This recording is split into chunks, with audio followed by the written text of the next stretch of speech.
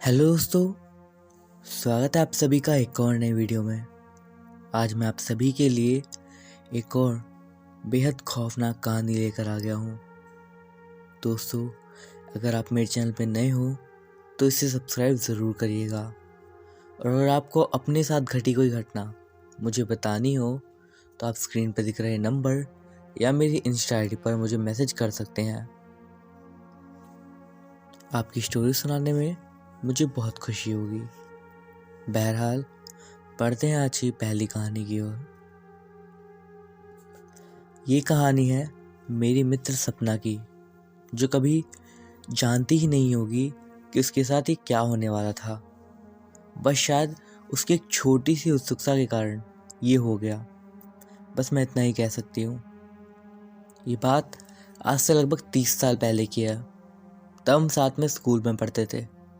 सपना एक सुंदर, आकर्षक और रोमांचक घटनाओं को पसंद करने वाली लड़की थी, किंतु उसकी आर्थिक स्थिति ज़्यादा अच्छी नहीं थी। उसके परिवार में उसकी माँ और वो अकेले रहते थे। एक दिन जब मैं और वो अपने स्कूल की लाइब्रेरी में कुछ किताब देख रहे थे, तभी उसकी नज़र एक लाल कवर वाली किताब पर पड़ी, जिसका नाम था एक खूनी रात। उसने मुझे वो किताब दिखाई और बोली, चल इस आज पढ़ते हैं, बहुत ही मस्त लग रही है किताब ये। मुझे तो ऐसा लगता है जैसे बस मेरे लिए ही है। ये सुनते हुए जब मेरी नज़र उस पर पड़ी तो बहुत अजीब तरीके से उस बुक को देख रही थी और उसमें मानो खो सी गई थी। मैंने कहा, पता नहीं किसकी बुक है और कितनी डरावनी भी है, मैं नहीं देखना चाहती, तू भी ऐसी चीज़ों से दूर रह। ये कहते हुए मैं वहाँ से बाहर आ गई, पर फिर भी वो वहीं खड़ी होकर पता नहीं क्या सोचती रही। लंच ब्रेक ख़त्म हो गया और बाकी सभी क्लास लगने के बाद जब छुट्टी हुई तो मैंने उससे फिर पूछा, कहीं तूने वो बुक इशू तो नहीं कराई है ना? लेकिन उसने मना कर दिया। अगले कुछ और दिन ऐसे ही बीतते चले गए और एक दिन अचानक से सपना ने स्कूल आना बंद कर दिया। एक दिन सपना की मम्मी मुझसे मिली। उन्होंने मुझसे कहा कि सपना के साथ तुम्हारी कुछ बात हुई है, पर मैंने मना कर दिया और पूछा, क्या बात है आंटी? उन्होंने बताया कि सपना की तबीयत बिगड़ती जा रही है। ये सुनकर मैं सीधे उसके घर गई और देखा, वहाँ सपना एक बहुत ही अजीब स्थिति में पंखे से उल्टी लटकी हुई थी। ये दृश्य देखकर मेरी रूह कांप गई और उसकी माँ रोने लग गई। मैंने उनको दिलासा दिया और कहा, आप इसे किसी अच्छे डॉक्टर से दिखाइए ना। कई डॉक्टरों से दिखाने पर भी उसकी स्थिति नहीं बदल रही थी। तब मैंने और आंटी ने उसके कमरे की तलाशी ली। वहाँ कुछ बुक्स को देखते हुए मेरी नज़र उस लाल किताब पर पड़ी, जिसे मैंने और सपना ने लाइब्रेरी में देखा था। मैंने उस किताब को खोला और एक नज़र उस पर डाली। वह कहानी एक लड़की के बारे में थी जिसका नाम था शालिनी। मैंने किताब आगे पढ़ी तो उसमें लिखा था, मैं शालिनी हूँ, ये मेरी डायरी है। मैं बहुत खुश हूँ क्योंकि आज मेरा 12वीं का रिज़ल्ट आया है और उसमें मेरे 90% बने हैं। अब शायद जिस कॉलेज में मुझे एडमिशन चाहिए वहाँ मुझे मिल जाएगा। आज मेरी ज़िंदगी का बहुत ख़ास दिन है और मैं इसे अपने परिवार के साथ खुशी से बिताना चाहती हूँ। मैंने पेज पलटा तो उसमें लिखा था, डेट 28 जुलाई 1970। आज मेरा कॉलेज का पहला दिन है और मैं बहुत ज़्यादा खुश हूँ। मैंने कुछ नए दोस्त बनाए और उनके साथ मेरी अच्छी बॉन्डिंग होने लगी है। मैंने उसमें आगे पढ़ा तो उसमें लिखा था, डेट 19 अगस्त 1971। ये दिन मेरी लाइफ का सबसे बुरा दिन है। आज रुचिका और उसकी फ्रेंड्स ने मेरे साथ एक बहुत गंदा मजाक करा। उन लोगों ने मुझे वॉशरूम में बंद कर दिया और मैं रोने लगी। फिर वहाँ अचानक से टीचर आ गई और उन्होंने रुचिका को बहुत डांटा, तो मुझे ऐसे देख रही थी जैसे मुझे खा ही जाएगी। पर मैं नहीं डरी, बल्कि मुझे खुशी हुई क्योंकि बुरे लोगों के साथ ऐसा ही होना चाहिए। मैंने आगे पेज पलटे पर उसमें आगे कुछ भी नहीं लिखा था। मैंने सोचा आगे क्या हुआ होगा। मुझे पता लगाना था क्योंकि शायद अब उस लड़की की कहानी का और सपना की स्थिति का कुछ ना कुछ तो रिलेशन था। इस बात को जानने के लिए मैंने शालिनी के बारे में उसके स्कूल से उसकी जानकारी लेने का सोचा और मैं शालिनी के पुराने स्कूल चली गई। वहाँ मुझे उसके घर का पता मिल गया। तब मैं सपना की मम्मी के साथ वहीं पहुँच गई। वहाँ देखा तो घर नहीं बल्कि एक खंडहर था। पड़ोसियों से पूछने पर पता चला कि उसकी माँ ने अपना घर शिफ्ट कर लिया है। पड़ोसियों से हमने उनका नया एड्रेस ले लिया और चले गए भोपाल, जहाँ रहती थी उसकी मम्मी। मैंने दरवाजे पर दस्तक दी तो एक बूढ़ी औरत ने दरवाज़ा खोला। क्या ये शालिनी का घर है? जी हाँ, कहिए आप कौन? मैं अपने स्कूल की जूनियर हूँ। हमारे स्कूल में शालिनी के बारे में पता करने और उसके बारे में स्कूल मैगजीन में छापने को कहा है, क्योंकि वो एक बहुत अच्छी स्टूडेंट थी और कई खेलों में पार्टिसिपेट करती थी। पर वो कहाँ है, क्या कर रही है? ये सुनकर उसकी माँ काफ़ी रोने लगी और उन्होंने बताया उसकी मौत हो चुकी है। उन्होंने हमें अंदर बुलाया और बिठाया और फिर हमने आगे पूछा। वो तो कॉलेज जाने लगी थी, फिर उसके बारे में कुछ पता ही नहीं चला। ये सुनकर उसकी माँ ने कहा, हाँ, शुरुआत में तो सब अच्छा था। 1 साल बड़े अच्छे से बीता। फिर दूसरे साल जब गर्मियों की छुट्टियाँ पड़ी तो वो घर नहीं आई। हम लोगों ने हॉस्टल में पूछा तो वार्डन ने बताया कि वो निकल चुकी है। काफ़ी समय तक उसे ढूंढा लेकिन वो कहीं पर भी नहीं मिली। फिर लगभग 3 से 4 महीने बाद कॉलेज के ही रूम नंबर 113 में उसकी डेड बॉडी मिली।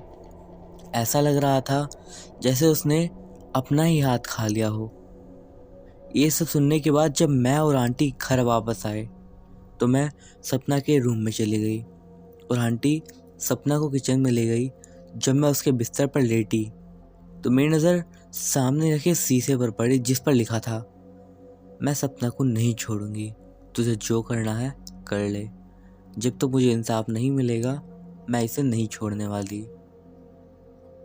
मैं शीशे पर लिखी बात पढ़ रही थी कि तभी किचन से आंटी के चिल्लाने की आवाज़ आई। झट से मैं नीचे उतरी और किचन में जो देखा वो मुझे आज भी याद है। मैंने देखा सपना किचन की सीलिंग पर उल्टी चल रही थी। वो दृश्य इतना ज़्यादा भयानक था कि मैं इसे कभी भी नहीं भूल सकती और आज भी जब मैं इसे याद करती हूँ तो मेरी रूह कांप जाती है। तभी सपना जोर जोर से हंसने लगी और कहने लगी, तुम लोग मुझे रोकना चाहते हो, ऐसा करने की औकात है तुम्हारी? तभी वो अचानक से बेहोश हो गई और नीचे गिर गई।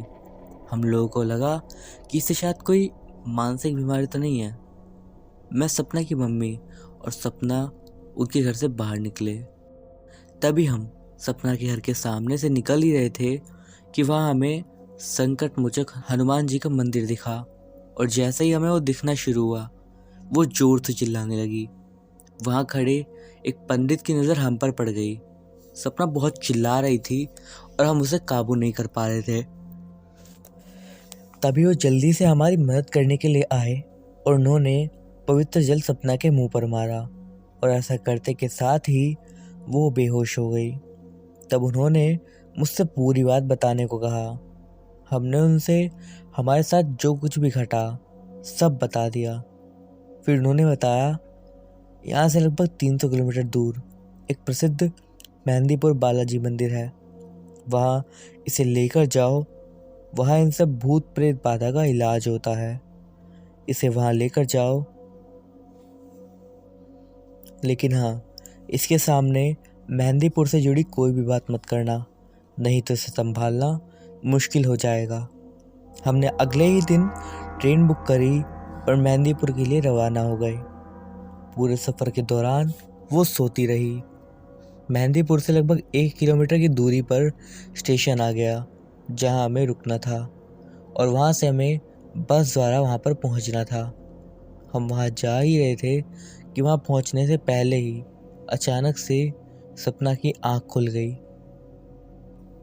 इसके बाद वो काफ़ी तेज़ से चिल्लाने लगी पर उसे देखकर ऐसा लग रहा था जैसे कोई शक्ति उसके बाल पकड़ी हुई है और उसे उतार रही है, लेकिन वो उतरना नहीं चाहती थी, फिर भी अंदर खिंची हुई जा रही थी।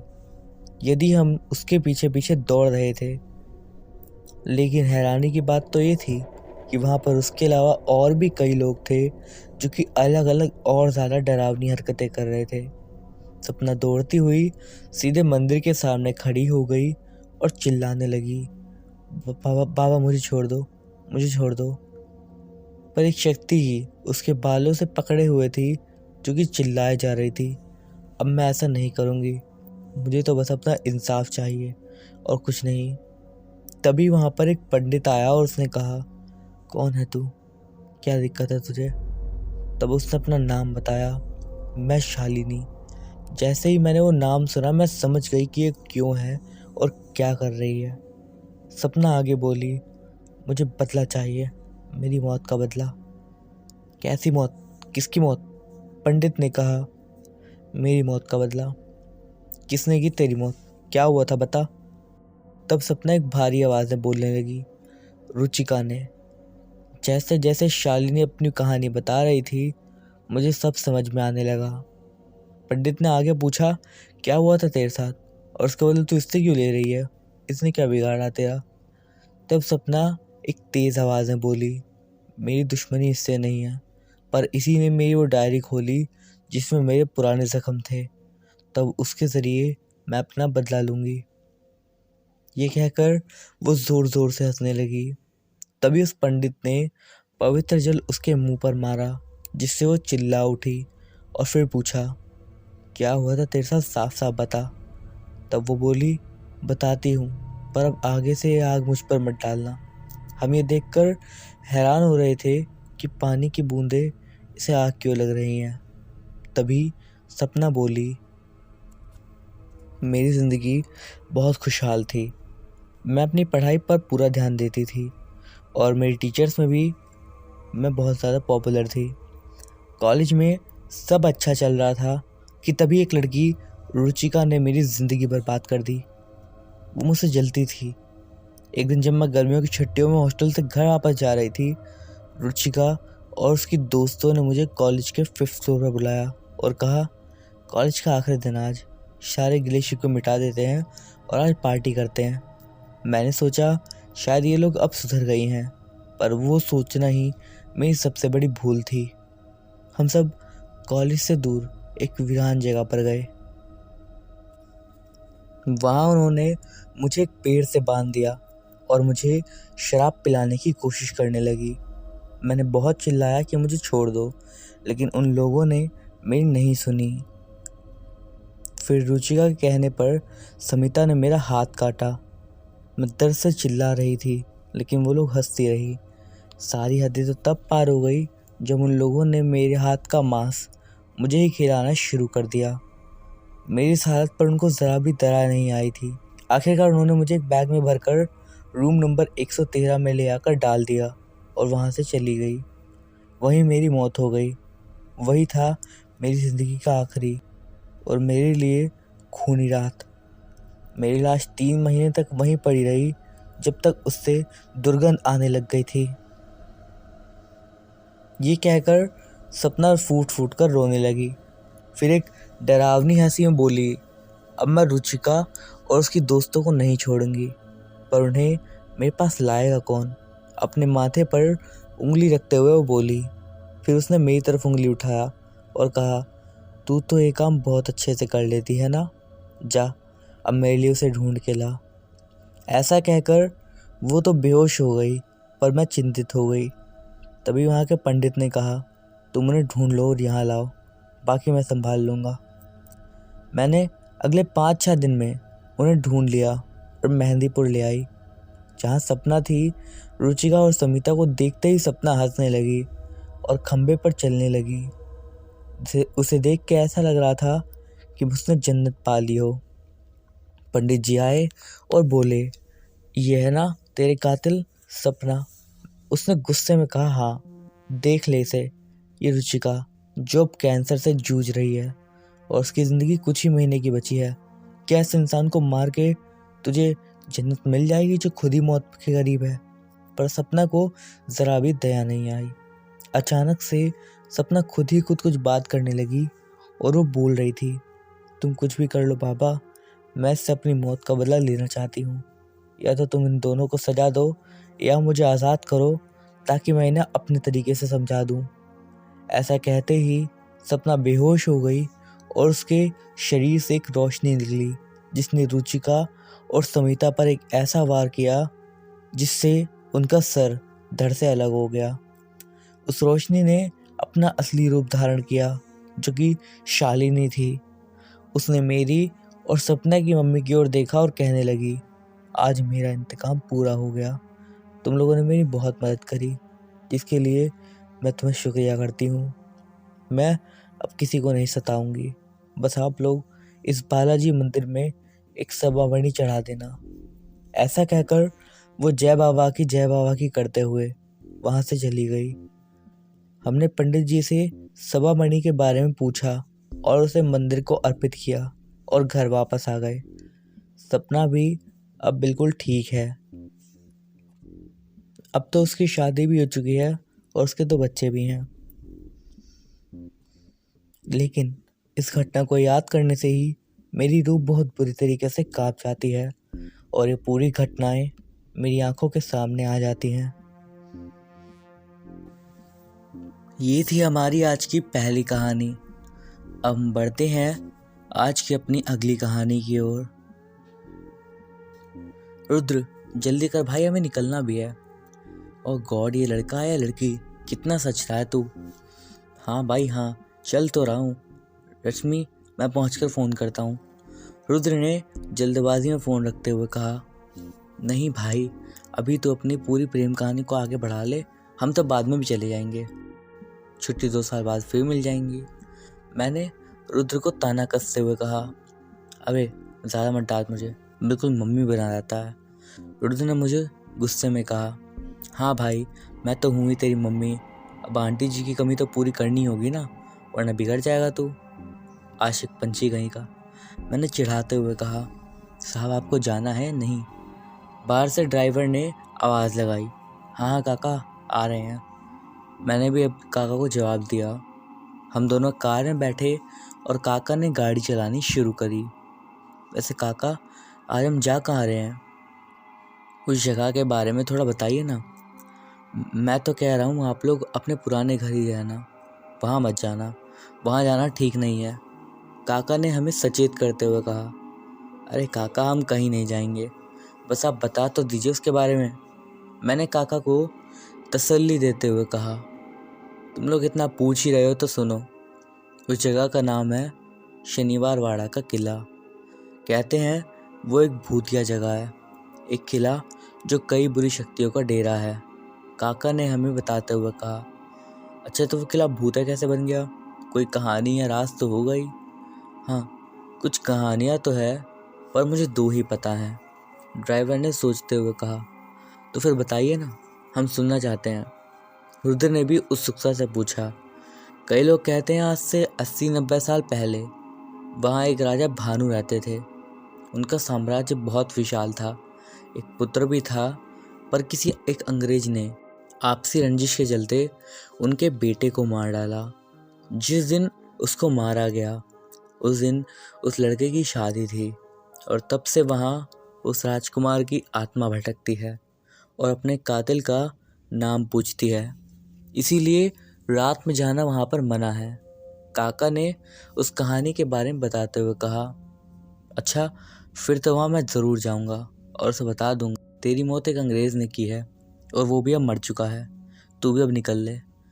रुद्र ने हंसते हुए कहा, बेटा, हर चीज़ को मजाक नहीं उड़ाते, कुछ बातों पर यकीन करना और उनसे दूर रहना बेटर रहता है, काका ने हमें सतर्क करते हुए कहा।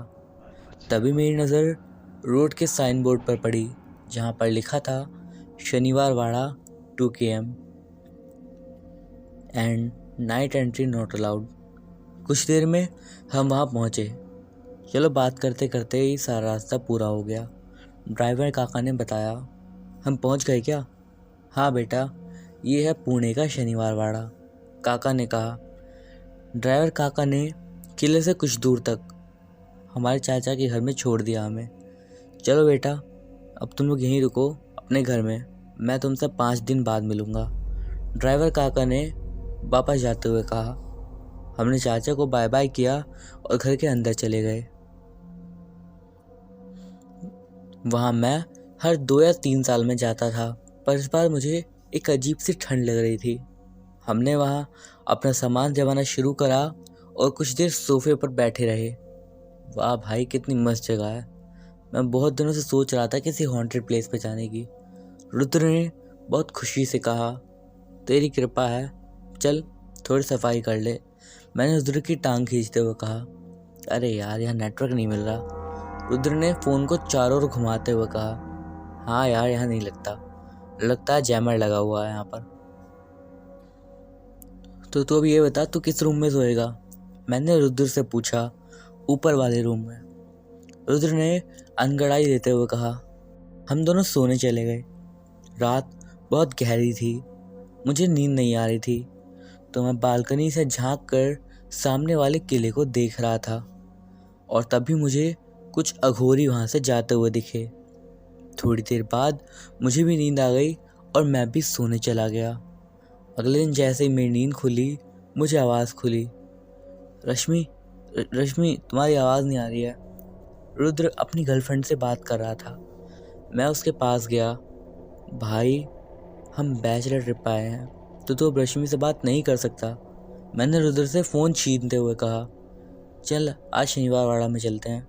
रुद्र ने कहा, मुझे नहीं लगता हमें जाना चाहिए, क्योंकि मैंने सुना है कि भयानक जगह है वो, और मुझे थोड़ा डर भी लगता है। मैंने उससे मना करते हुए कहा, तू तो है ही डरपोक, लेकिन एक बात सोच, पता नहीं वहाँ पर क्या होगा जिसके बारे में ऐसी कहानी बनाई जा रही है। रुद्र ने कहा, बात तो सही है, चल आज शाम को हम चलते हैं वहाँ पर, फिर देखते हैं कौन है निडर और कौन है डरपोक। मैंने रुद्र को टोंट मारते हुए कहा। हम दोनों वहाँ किले के दरवाजे के पास पहुँचे तो वो बिल्कुल बंद था और बाहर लगे बोर्ड पर लिखा था, नो एंट्री। देख, यहाँ दरवाजे पर साइन बोर्ड भी लगा है कि हमें यहाँ पर नहीं आना चाहिए। मैंने रुद्र को बहलाते हुए कहा। तभी अचानक वो बंद पड़ा दरवाज़ा खुला और अंदर से कुछ चमगादड़ बाहर की ओर निकल गए। ले, लगता है किला चाहता है कि हम अंदर जाएं। रुद्र ने हंसते हुए कहा। हम अंदर गए तो वहाँ काफ़ी अजीब सी स्मेल आ रही थी।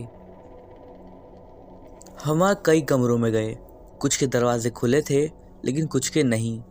धीरे धीरे शाम और गहरी होने लगी और वहाँ एक अजीब सी शांति छा गई, जो शांत होते हुए कुछ कह रही थी। एक काम कर, तू दाईं ओर जा, बाईं ओर, शायद कुछ मिले। मैंने रुद्र से कहा।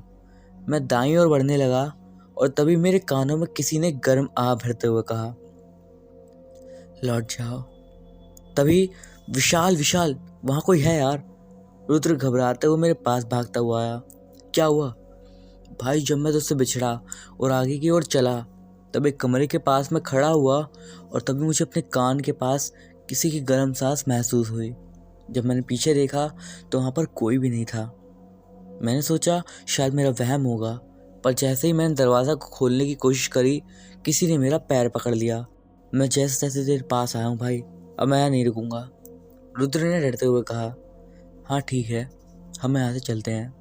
मैंने उसके साथ हामी भरते हुए कहा, मुझे भी अपने साथ ले चलो, मुझे भी अपने साथ ले चलो, मुझे भी ले चलो। एक तेज़ आवाज़ हमारे कानों में पड़ी। मैं जैसे ही पीछे मुड़ा और देखा, एक सजा हुआ दूल्हा हमारे सामने खड़ा था और ज़ोर ज़ोर से चिल्ला रहा था। उसकी आवाज़ पूरे किले में गूंज रही थी। हम रुके नहीं और भागते ही रहे और किले से बाहर आ गए। तभी सामने से एक अघोरी हमारे सामने आकर खड़ा हो गया। वो तुम्हारे साथ जाना चाहता है, अघोरी ने भारी आवाज़ में कहा।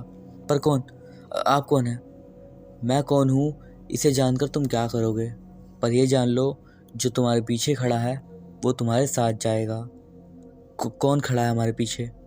रुद्र ने डरते हुए पूछा। चलो मेरे पीछे, अघोरी ने किले के अंदर जाते हुए कहा।